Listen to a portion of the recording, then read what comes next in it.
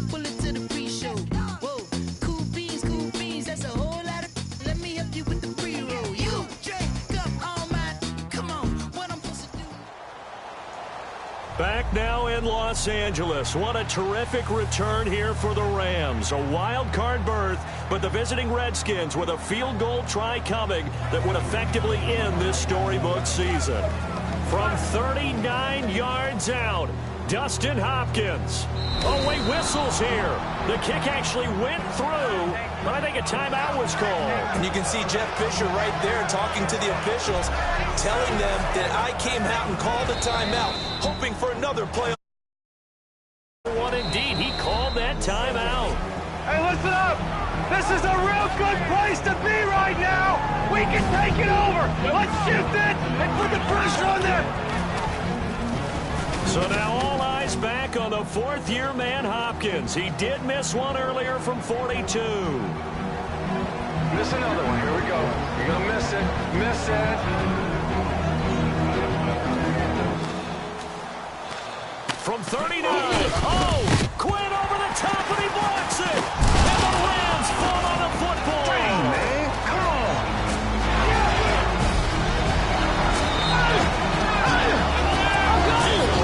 This way. Let's go, Tree. That's big time, man. So now everything changes. The Rams are back in business. And here comes the rookie quarterback, Jared Goff. All right, guys, this is our time. Let's finish this thing right here. Let's finish it. One play at a time. Run it down their throat. Right here. Let's go, man. Just give me the ball. 3 minutes to play. The Rams come up on, without question, their biggest drive of the year. On first down, this is Gurley running right. And a beautiful run to start the drive as he'll have another first down out past the 45. Todd Gurley, so good all year. 1,100 yards as a rookie, 1,600 this year. And they just want to ride him all the way through the final stretch of this game. Tough spot here, but they figure he can handle it. And nearly picked off there, and it would have been a great time for their first pick. Instead, it's second down. And Goff's got to be careful here. If he throws a pick, it'll be his last throw of the season. And that would undo plenty of great work throughout the season. He definitely has to be careful, as you noted. And he's got some space here. And he'll fight his way forward up to about the 40-yard line. And the Rams love the amount of time left on the clock. A run-first team. They still have time to stay with their identity. And how about that run there? Gurley behind his fullback. Corey Harkey, the man they call Hercules, and he cleared a nice pass. From the gun on third down, Goff. Got a man open, it's Brian Quick. Give him 11 yards that time and a new set of downs. 2 shaping up to be a classic. Back to Southern California after this.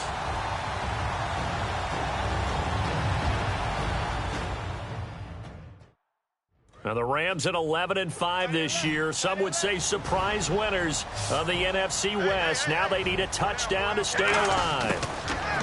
Now Goff. And he can't hang on to it. That would have sealed it. Instead, second down.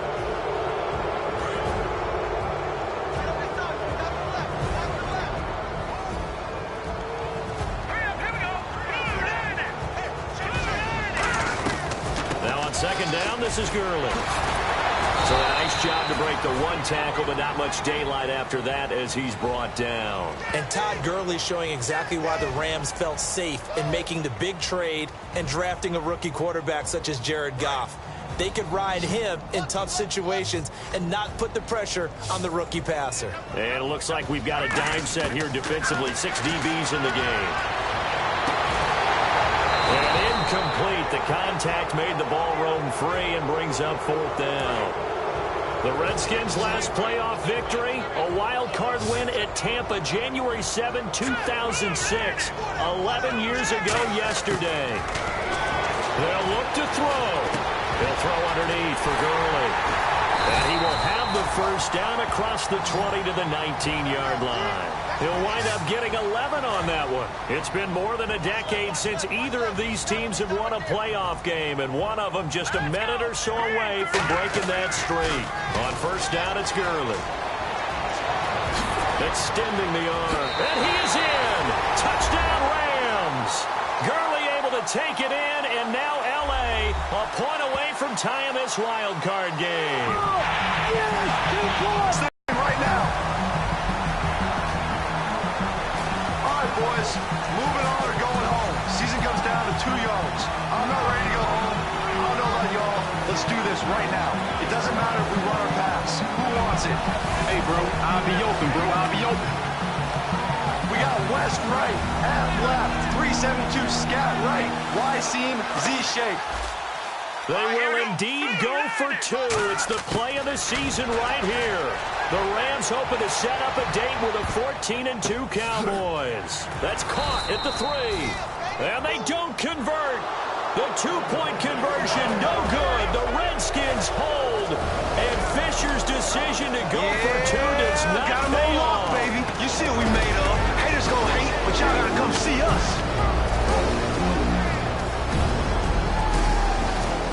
Tay, don't sweat today, man. You know what? You gonna be all right, man. Keep your head up, keep battling. You know how this thing go, man. We'll see you back here next year. Los Angeles got their team. They made the playoffs, but their Hollywood story falls one act short. This is Madden NFL 17.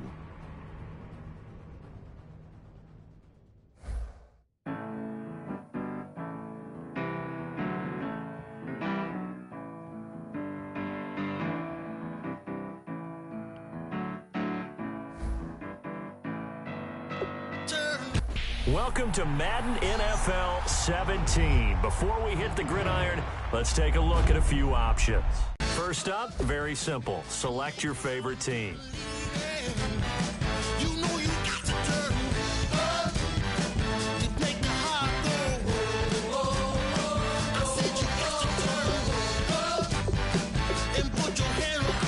If you're new to Madden, we recommend starting on either rookie or pro difficulty. Brandon Gaudin here to tell you about what's new in gameplay for Madden NFL 17. This year, the team focused heavily on 3 specific areas: the ground game, zone defense, and special teams. We have overhauled ball carrier locomotion, momentum, and balance. The special move system has been completely rewritten around a new defender fake-out system. We've added new feedback systems and an auto-move setting on rookie and pro difficulty levels to help users master the new systems. Finally, we have tackle battles, which will trigger a prompt that gives...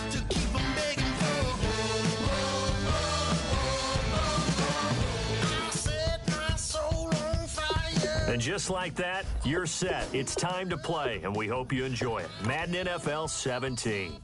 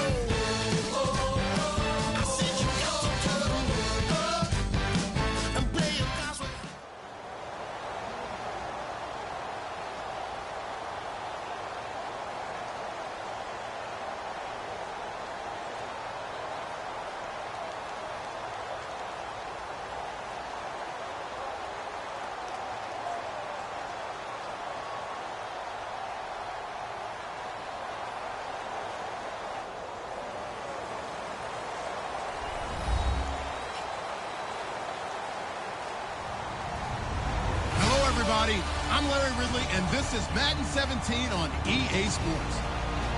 Today's game is a matchup of two top-shelf wide receivers who both can flat out go and get it. It's Dez Bryant going up against Jordy Nelson. With that, let's get you up to Green Bay, Wisconsin, where we welcome in our commentators, Brandon Godden and Charles Davis. This place first opened way back in 1957. We are inside legendary Lambeau Field here in Green Bay. Today, we've got a good NFC matchup on tap between the Dallas Cowboys and the Green Bay Packers.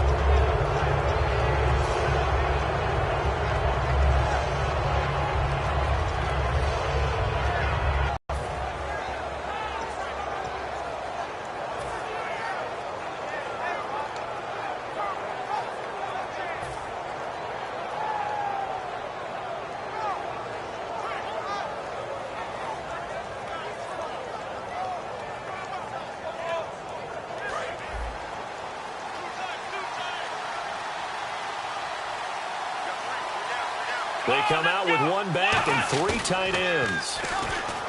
They go play action here on trying here for Bryant, and it's intercepted. A great read, and it's picked off. And they have the football and will set up shop at the 33-yard line. Well, partner, that was not a good omen right there.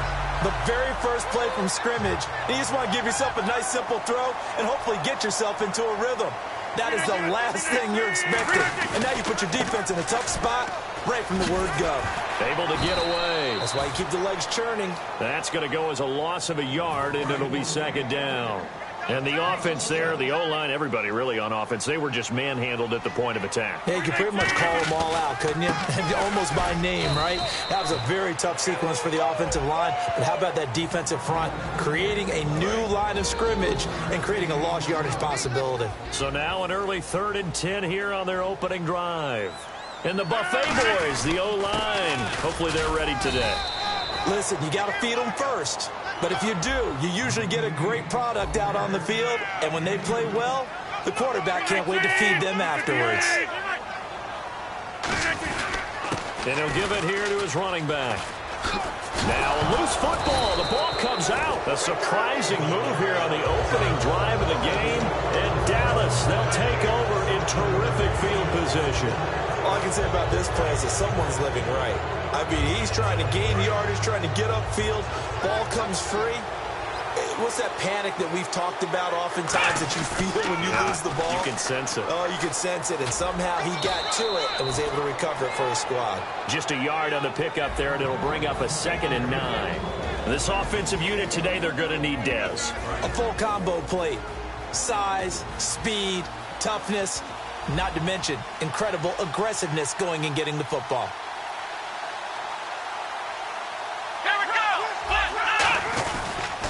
On 2nd down, Elliott. And he's going to fight his way forward here for a modest gain. The tackle will be credited to Jake Ryan. And a peek at the defense for the Packers. Clay Matthews is an absolute force. Multiple Pro Bowls as an outside linebacker. He can swing inside and create the same havoc. 3rd and short yardage. Prescott under a heavy rush, and down he goes. It looks like a 9-yard loss, and it also brings up 4th. So on 4th down, here's Chris Jones to punt it away. Trevor Davis deep for Green Bay.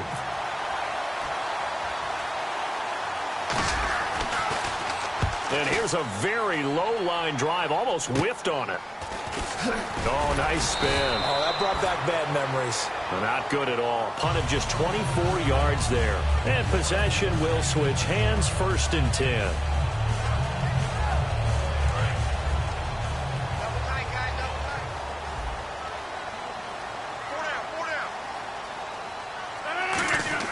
On 1st and 10, here's Rodgers. And he completes it to Jordy Nelson. And the 2000 Player of the Year was Jordy Nelson. He had a fantastic year after the knee injury in 2015. Well over 1,000 yards again. And once again, he was the #1 target for Aaron Rodgers. NFL high, 14 receiving touchdowns. What dimension does he add that makes them so good on offense? Dependability as well as speed. Right? Jordy Nelson's the type of guy who can run any route you want, yet he can also take the top off of a defense, as we like to say, by running past people. It's a heck of a combination to deal with.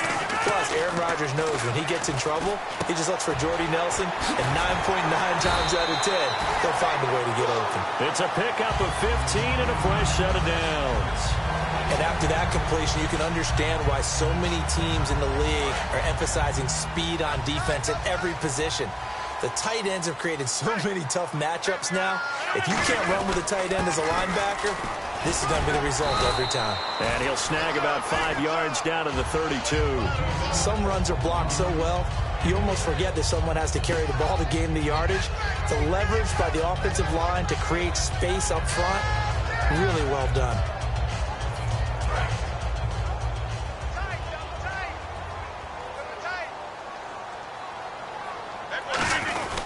On second down, Lacey.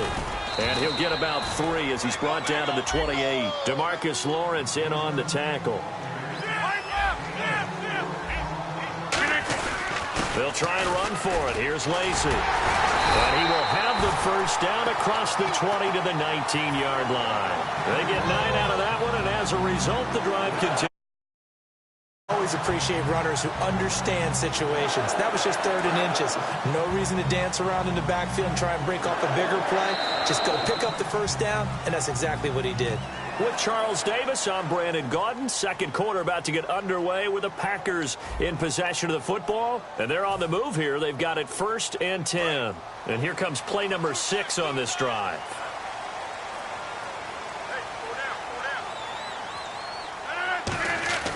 Rodgers now on 1st down. Oh, he got position on him, and he pulls it in. A good pickup there. 8 yards on the 1st down completion. He had time, was able to survey the field and find a soft spot in that zone coverage. And that's where it gets difficult for a defender, Brandon. You go to your spots on the field that you have to cover, and when the offense finds an area that you're not in, that's where they throw the football. When you execute a drag or a crossing route really well and give them a chance to let it develop a little bit, you can gain some significant yardage hitting your tight end on that one.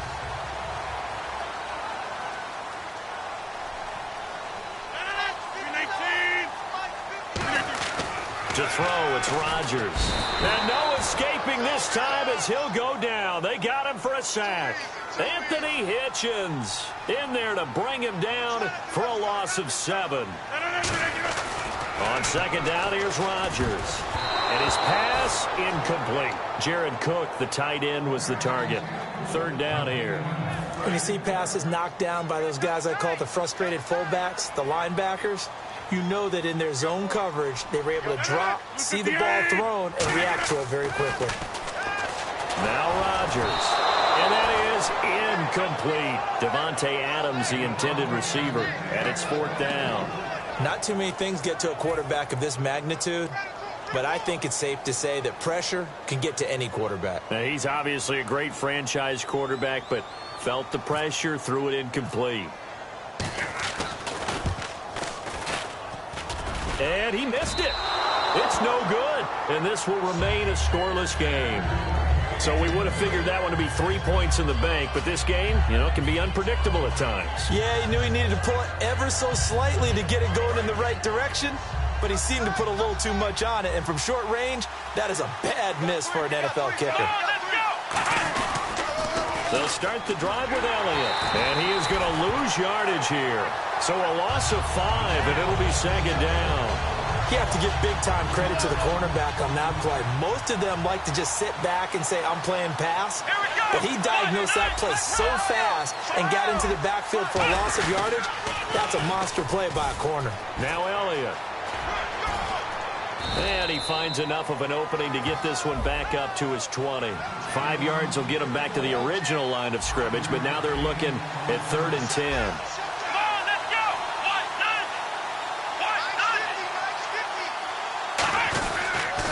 On 3rd down, Elliott. No gain there on the play, and that's going to leave him with a 4th down. One of the things I love about this game is there's a match of wits throughout the game. Who's going to get the advantage? Who's going to catch someone off guard? I feel like the offense thought they might catch the defense off balance with that play call, but unfortunately, that didn't work for them. And now a low liner. I think he mishit it. Officially, that'll be marked down as just a 28-yard punt. And the Packers will have a short field to work with here as they take over 1st and 10. And Green Bay getting ready to go as they take the field. And they had compiled a pretty long drive last this field goal. And that can hurt the psyche of a team because as they drove downfield, you know you're never supposed to count points in your mind until they go up on the board. Well, let's face it, we've been there. We've seen teams before. Points. They didn't get them. Can they come back now, start over again, and grind it out?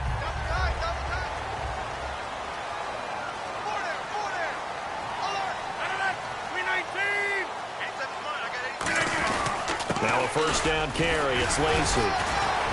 And able to break one tackle, but then quickly brought down. But a nice little gain. A nice run there, 9 yards, and it'll be 2nd down. You know what really fires up offensive linemen? When the guy that is carrying the ball behind them can create his own space and break a tackle along the way. One back is Lacy. Rodgers to throw on 2nd down. That's caught at the 1. And he'll be brought down right on the edge of the goal line at about the 1-yard line. 2 minutes remain in a scoreless first half. We're back to Lambeau following these words.